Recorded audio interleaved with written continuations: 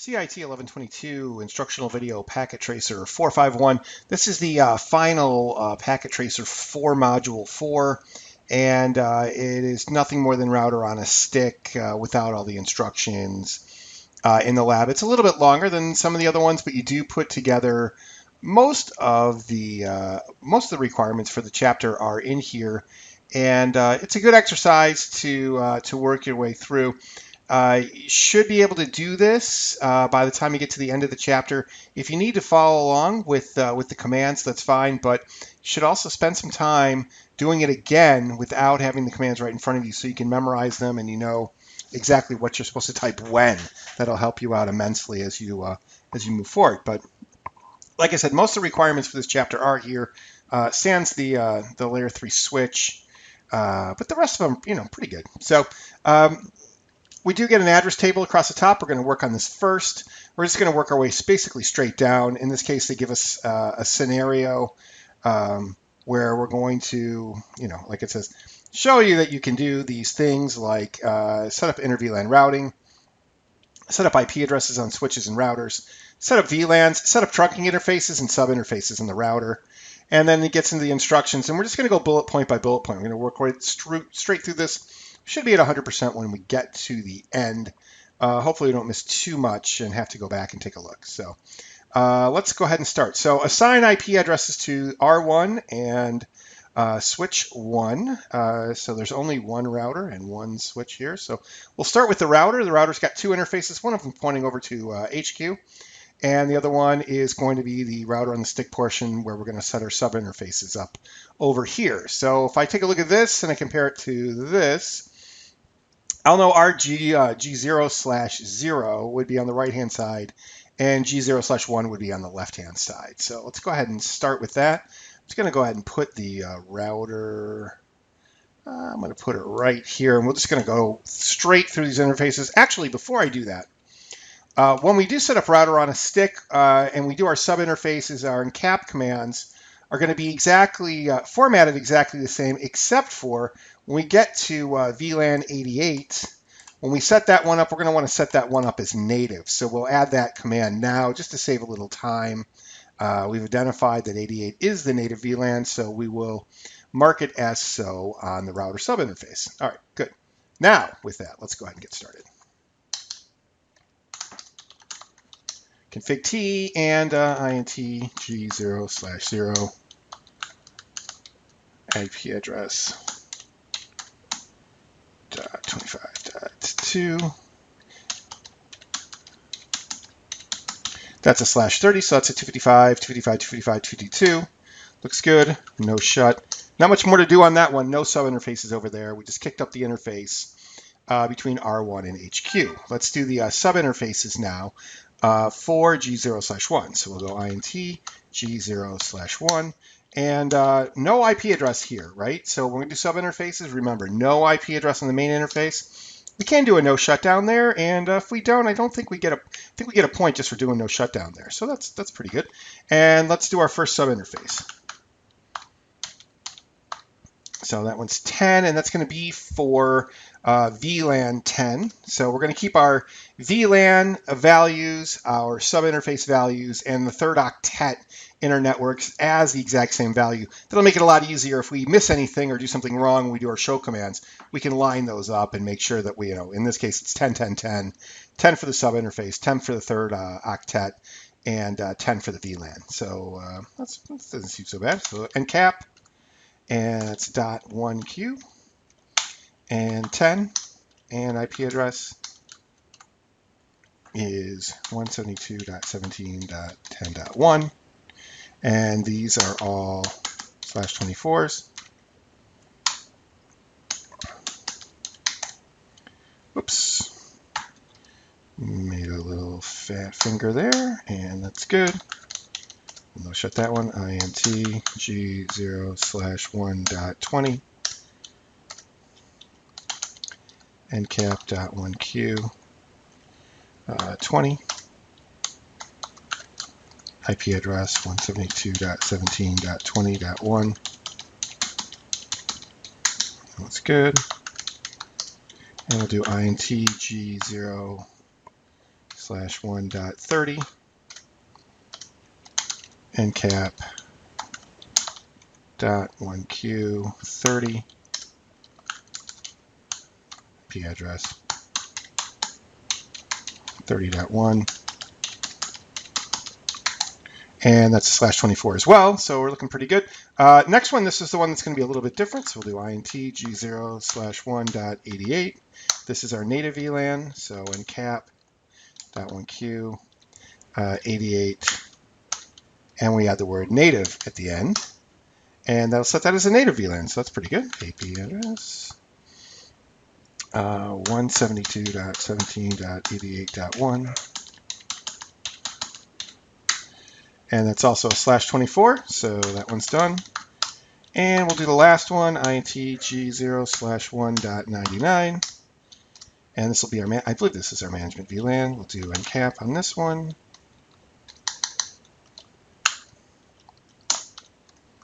99, and IP address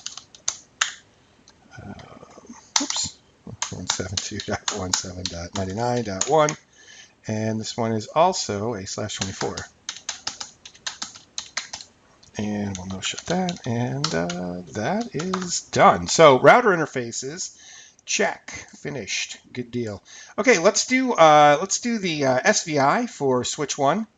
So we'll just go straight down through. So let's take a look at that. So SVI here for switch 1, and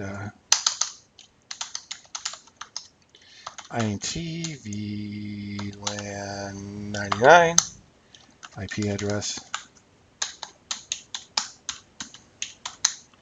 That's still a /24 because it's in the same subnet as the other.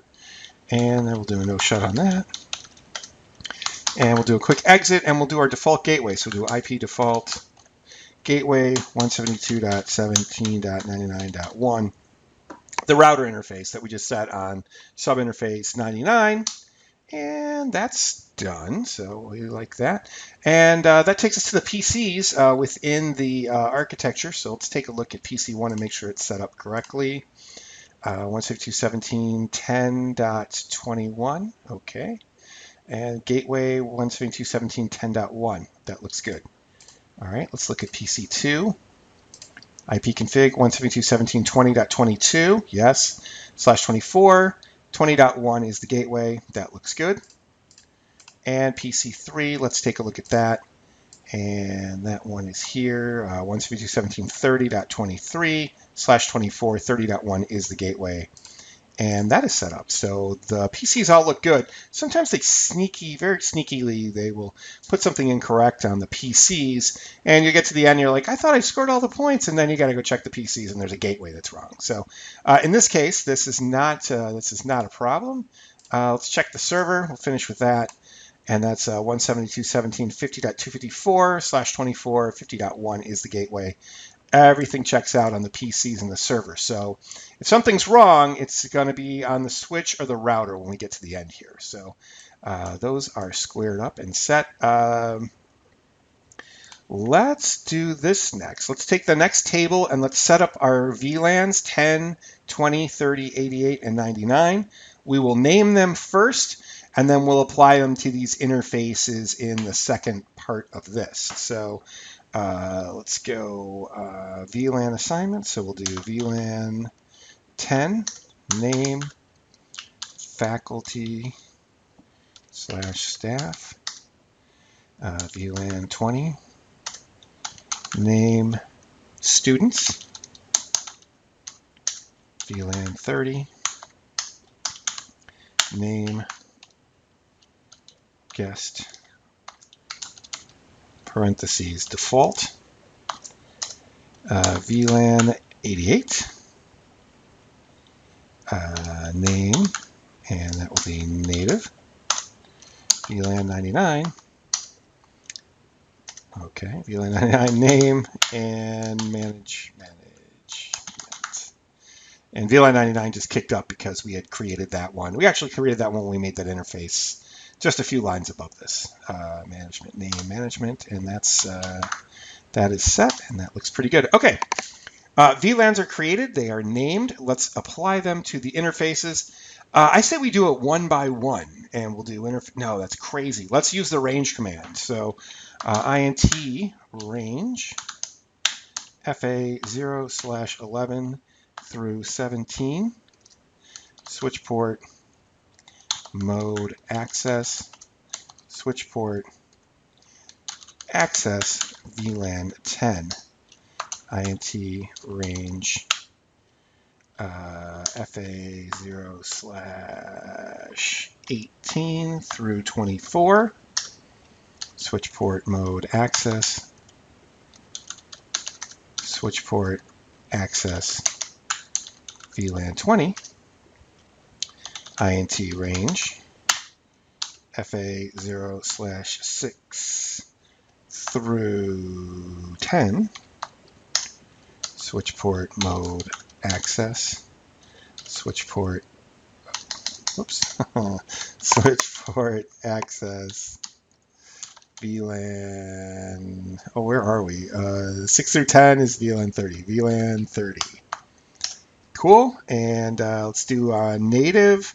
Okay, this is a little bit weird. So the way they have this written out is it says 88 is a native VLAN, and the interface it goes on is G0/1. Now, if we're following suit for what we've been doing, we would then go int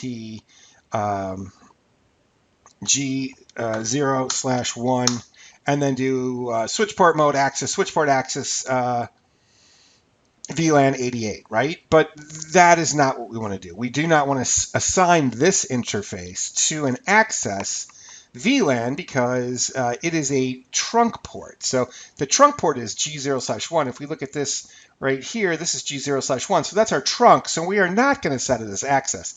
If you take an interface and you make it access and trunk, it will not trunk. So we do not want to do that. It just kind of looks that way, the way it's written in here. It's kind of giving you that feel that maybe we should do that, but let's not do that because that's totally not the right thing. What they're really looking for is this to let the receiving device know, the R1 know, that when the trunk is built, when DTP starts operating, that they're both on the same native VLAN, which we've already set for VLAN 88 on the router. So we're going to set that up on the switch as well. So we're going to do switch port mode trunk, and then switch port trunk native VLAN 88. That would be what we're actually looking for here. And we'll do a no shut on this. And I think that is all they're looking for there. Oh, well, let's do the last one. My bad. INT. VLAN 99 has no interfaces. So it just has the SVI. We really should assign a port to that if we're going to actually gain access to it. But okay, whatever. So no interfaces to assign to there. We're at 94%. We're looking pretty good. Let's take a look at the requirements and see what we're missing here. So assign IP addresses to R1 and S1. We did that. Configure the default gateway on the switch. We did that. Create the name and assign VLANs on switch 1 for VLAN and port assignment table. We just did that. Ports are in access mode. Your VLAN name should match exactly, which they do, I believe. Configure G0/1 of switch 1 as a static trunk, so that's just switch port mode trunk, and set the native VLAN. We just did that. And all ports that are not assigned to the VLAN should be disabled. And configure inter VLAN routing on R1. I feel like we did that already. Verify connectivity. We have not done that. So really the one thing that we're missing here is all ports that are not assigned on a VLAN should be disabled. Now, if you're doing this virtually, which we all are, you would remember, or since we don't have a switcher right in front of us, you just have to know that the switches that we're working with are 26 port switches. They have 24 Ethernet, fast Ethernet ports and 2 gig Ethernet ports. And we've assigned some of the fast Ethernet ports, and we've assigned one of the gig Ethernet ports. So let's go ahead and shut down the other gig Ethernet port first. So we'll go intg0/2, and we're just going to do shutdown for that, and that'll shut that one down. And let's do a range for the rest. Let's see what we're missing here. So 6 through 10 and then 11 to 17, and then 18 to 24. So 1 through 5 are not assigned. Let's go ahead and get those. So we'll do int range fa0/1 through 5, and we'll do a shutdown on those. And everything's looking the way that it's supposed to look. So at this point, we are pretty much done. We've scored all of the points. Should we check it and see if it works? Hey, why not? Let's see if we can ping from PC to PC. So let's go ahead and take a look at PC1, and we're going to send PC1. Let's have it trying to connect to PC2. I'm just going to do ipconfig. Everything looks good there. We'll do a little ping.